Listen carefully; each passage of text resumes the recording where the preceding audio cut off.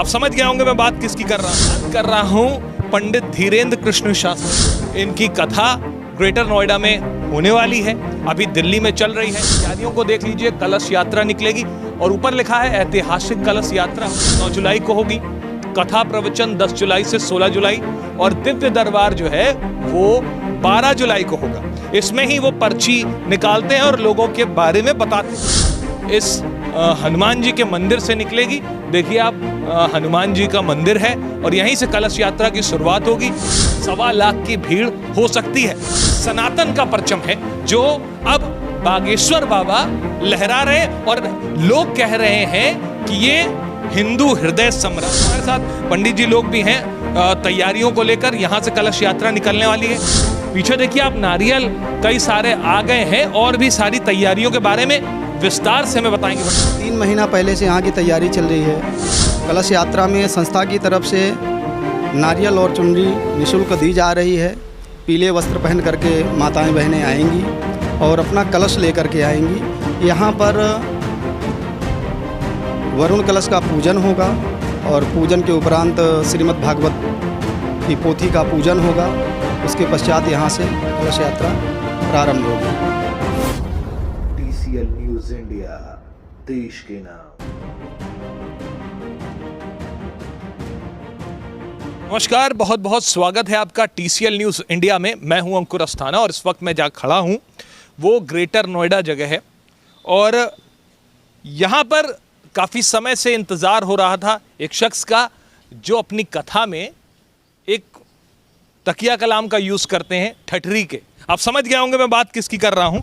बात कर रहा हूँ पंडित धीरेन्द्र कृष्ण शास्त्री। इनकी कथा ग्रेटर नोएडा में होने वाली है, अभी दिल्ली में चल रही है और आप तैयारियों को देख लीजिए। कलश यात्रा निकलेगी और ऊपर लिखा है ऐतिहासिक कलश यात्रा होगी। कलश यात्रा 9 जुलाई को होगी। कथा प्रवचन 10 जुलाई से 16 जुलाई और दिव्य दरबार जो है वो 12 जुलाई को होगा। इसमें ही वो पर्ची निकालते हैं और लोगों के बारे में बताते हैं और उसी वजह से उनकी आज चर्चा हर जगह है और यहाँ पर तैयारियां भी चल रही हैं और कलश यात्रा इस हनुमान जी के मंदिर से निकलेगी। देखिए आप, हनुमान जी का मंदिर है और यहीं से कलश यात्रा की शुरुआत होगी और फिर यहाँ से कई सारी महिलाएं आएंगी। अनुमान ये लगाया जा रहा है कि तकरीबन 1.25 लाख की भीड़ हो सकती है। लेकिन अब ये कहना कि 1.25 लाख की भीड़ हो सकती है, ये बात हम इसलिए श्योर नहीं कह सकते कि बिहार की तस्वीर हमने देखी, 10 लाख लोगों की भीड़ थी। इतनी भीड़ जो शायद किसी ने कल्पना भी नहीं की होगी। ये सनातन का परचम है जो अब बागेश्वर बाबा लहरा रहे हैं और लोग कह रहे हैं कि ये हिंदू हृदय सम्राट है। यहाँ पर हमारे साथ पंडित जी लोग भी हैं तैयारियों को लेकर। यहाँ से कलश यात्रा निकलने वाली है। मैं उनसे बात करूँगा क्या कैसी तैयारियाँ हैं। पीछे देखिए आप, नारियल कई सारे आ गए हैं और भी सारी तैयारियों के बारे में विस्तार से हमें बताएंगे पंडित जी। पंडित जी, क्या नाम है आपका? रामदेव द्विवेदी। पंडित जी, ये जो हमें लगता है ये पहली बार होगा जब बागेश्वर बाबा ग्रेटर नोएडा में पहुंचेंगे। गौतम बुद्ध नगर में प्रथम बार ये ऐतिहासिक कलश यात्रा होगी जिसमें श्री बागेश्वर धाम से महाराज धीरेन्द्र कृष्ण शास्त्री जी आएंगे। करीब 3 महीना पहले से यहाँ की तैयारी चल रही है। अमृत कल्याण सेवा ट्रस्ट जो इसके आयोजक हैं वो इसकी तैयारी कर रहे हैं और वैष्णो माता मंदिर ग्रेटर नोएडा से हमारे यहाँ से ऐतिहासिक कलश यात्रा का सुनिश्चित किया गया है। सभी का अनुमान है कि 1.25 लाख महिलाओं के द्वारा कलश यात्रा निकाली जाएगी, तो उसी की तैयारी अभी चल रही है। 1 दिन का अभी समय है, उस मध्य में हम लोग सब तैयारी कर रहे हैं क्योंकि हमारे यहाँ से ही कलश यात्रा निकलेगी। आयोजक लोग सब मिल करके सहयोग कर रहे हैं और नारियल इत्यादि यहाँ पर भिजवाए हैं, जो कि कलश यात्रा में संस्था की तरफ से नारियल और चुनरी निःशुल्क दी जा रही है। पीले वस्त्र पहन करके माताएं बहनें आएंगी और अपना कलश लेकर के आएंगी। यहाँ पर वरुण कलश का पूजन होगा और पूजन के उपरांत श्रीमद् भागवत की पोथी का पूजन होगा। उसके पश्चात यहाँ से कलश यात्रा प्रारंभ होगी। अच्छा, अभी मैं देख रहा था बागेश्वर धाम सरकार ट्विटर हैंडल से लाइव थे बाबा धीरेन्द्र शास्त्री जी, और उन्होंने वो बड़े उत्साहित हैं ग्रेटर नोएडा में। वो कह रहे हैं अब मेरी अगली कथा होगी, वहाँ पर हम कथा सुनाएंगे, तो वो उत्साहित है। क्या यहाँ की जनता भी? यहाँ की जनता अभी तक हम 3 महीने से देख रहे हैं, मंदिर से कलश यात्रा निकलेगी, सिर्फ मंदिर से कलश यात्रा निकलेगी, इसी को लेकर के हमारे पास लाखों फ़ोन आ रहे हैं कि कलश यात्रा किस टाइम निकलेगी, उसका व्यवस्था क्या है, हमें क्या करना है। तो इसी से समझा जा सकता है कि यहाँ की जनता उनके स्वागत के लिए आतुर है। तो देखिए तस्वीर, ये कह रहे हैं पंडित जी कि यहाँ पर कलश यात्रा जो निकलेगी, लोग उत्साहित हैं, फ़ोन कर रहे हैं और पूछ रहे हैं कलश यात्रा का टाइम कब होगा, कब निकलेगी और कहाँ से निकलेगी। तो थोड़ा सा दर्शकों को भी बताइए, जो दूर से हों वो आना चाहते हों ग्रेटर नोएडा में, तो कैसे आएँ?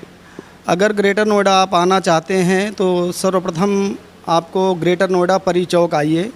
परी चौक से मेट्रो लाइन पकड़ करके आप सीधे आ सकते हैं। वैष्णो माता का मंदिर मेट्रो लाइन के समीप ही है, डेल्टा फर्स्ट मेट्रो स्टेशन है, वहाँ से करीब 500 मीटर के दायरे में ही मंदिर पड़ता है, तो सुगमता से आ सकते हैं यहाँ पर। अच्छा, मंदिर में यहाँ से कलश यात्रा कहाँ से निकलेगी, थोड़ा सा बताइए कि और कहाँ तक जाएगी? बाहर भी आप चल के हमें बता सकते हैं। ये यहाँ पर जो प्रधान कलश होंगे उनका पूजन होगा, तो सब लोग को तो इकट्ठा यहाँ नहीं कर सकते।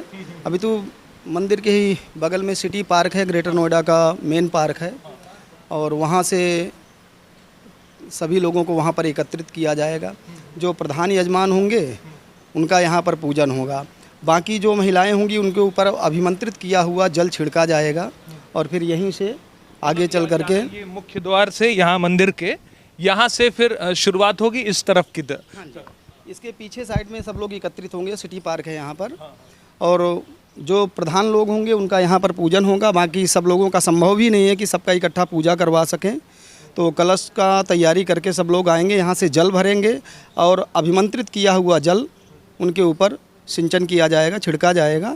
उसके पश्चात शंखनाद के साथ प्रस्थान करेंगे कलश यात्रा का। अच्छा, यहाँ पर अभी जैसे दिल्ली में कथा चल रही है, बीजेपी के नेता भी शामिल हैं, मनोज तिवारी वहाँ पर हैं दिल्ली में, और यहाँ पे भी क्या लगता है बीजेपी के नेता वगैरह या अन्य पार्टियों के भी? आयोजक मंडल में तो शायद अभी नहीं शामिल हैं, लेकिन धीरेन्द्र ठाकुर जी हैं, अपने तेजपाल नागर जी हैं, वो सब लोग आ चुके हैं, तैयारियों का जायजा लेने के लिए ही आ चुके हैं। अच्छा, कोई और कथावाचक भी हैं? जैसे कई बार हम लोगों ने देखा धीरेन्द्र शास्त्री जी के साथ अनिरुद्धाचार्य जी भी हैं और देवकी नंदन ठाकुर जी भी हैं, तो क्या ये लोग भी हैं?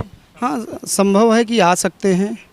बाकी संत महात्माओं को तो निमंत्रण दिया गया है, आयोजक मंडल जो है वो लोग संत महात्माओं को आमंत्रित किए हुए हैं और वो आएंगे। अच्छा, कलश यात्रा का टाइम क्या? कलश यात्रा का जो निर्धारित समय दिया गया है 8 बजे का दिया गया है। 8 बजे एकत्रित, सुबह 8 बजे? हाँ, सुबह 8 बजे सब लोग यहाँ पर एकत्रित होंगे। उसके पश्चात यहाँ पूजन होगा। पूजन में जो भी समय लग जाए, आधा घंटा 1 घंटा, उसके पश्चात यहाँ से प्रस्थान करेंगे। भीड़, जिस तरह से भीड़ देखी जा रही है, भीड़ इतनी ज़्यादा हो जाती है जब वो पहुँचते हैं धीरेन्द्र शास्त्री जी, तो उसको कंट्रोल करने के लिए क्या कुछ इंतज़ाम है? जैतपुर मेट्रो स्टेशन के पास जो है पूरा पंडाल है, तो क्या कुछ तैयारियाँ, थोड़ा सा बताएं। करीब पंडाल बन करके तैयार है और उसको पुलिस को सौंप दिया गया है, और अभी भी वहाँ पे बम निरोधक दस्ता वहाँ पर मौजूद है। तो यहाँ की लोकल पुलिस को तो पूरा पंडाल भी और इस आयोजन का सारा सिस्टम उनको सौंपा गया है सुरक्षा की दृष्टि से।